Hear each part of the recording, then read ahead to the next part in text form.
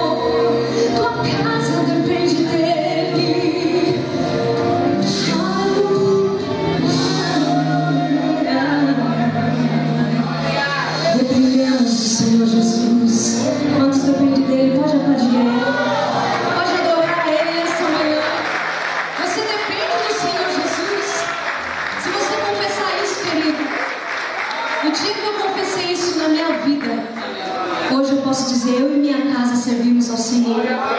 Porque Deus, Ele salvou toda a minha família. Além dele me curar, Ele salvou toda a minha família. Eu quero profetizar que na sua vida não vai ser diferente. Não importa o que você tem buscado do Senhor, eu tenho a certeza que se você abrir o seu coração, porque Jesus está aí batendo, Ele vai habitar na tua vida, vai fazer grandes maravilhas, amém? Eu agradeço essa oportunidade em nome de Jesus.